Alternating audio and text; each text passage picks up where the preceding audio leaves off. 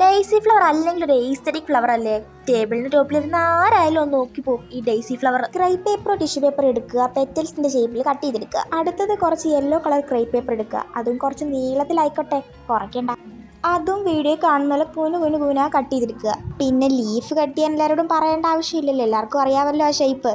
അത്യാവശ്യം കട്ടിയുള്ളൊരു നൂൽക്കമ്പി എടുക്കുക. കട്ടിയുള്ളത് കിട്ടിയില്ലെങ്കിൽ കട്ടിയില്ലാത്ത ഒരാളോട് കൂട്ടിച്ചേർത്ത് വെച്ചാൽ മതി. ഞാൻ അങ്ങനെ ചെയ്ത് വെച്ചിട്ടുള്ളത്. അതിനുശേഷം നമ്മൾ കുന കട്ടി വെച്ചിരിക്കുന്ന മാല ഉണ്ടല്ലോ, ആ മാല എടുത്ത് തന്നെ മുകളിൽ ചുറ്റി കൊടുക്കുക. ആ കമ്പി ഒന്ന് വളച്ചതിന് ശേഷം വേണേ ചുറ്റി കൊടുക്കാൻ.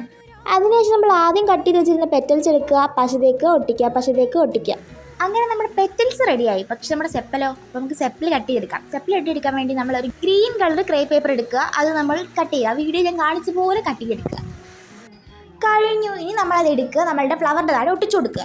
അതിനുശേഷം നമ്മൾ ഗ്രീൻ ടേപ്പ് എടുത്ത് ചുറ്റുക. ചുറ്റുന്നതിനോടൊപ്പം നമ്മൾ ആ ലീഫ് കൂടെ വെച്ചങ്ങ് ചുറ്റുക. അത്രേ ഉള്ളൂ, സംഭവം കഴിഞ്ഞു. അതിനുശേഷം നമുക്ക് വേണമെങ്കിൽ ഇത് വളയ്ക്കാം, വേണമെങ്കിൽ വളയ്ക്കാതിരിക്കാം. ഞാനാണെങ്കിൽ വളച്ചിട്ട് ടേബിൾ ടോപ്പിൽ വെക്കാൻ പറ്റുന്ന രീതിയിലാക്കി എടുത്തിട്ടുണ്ട്.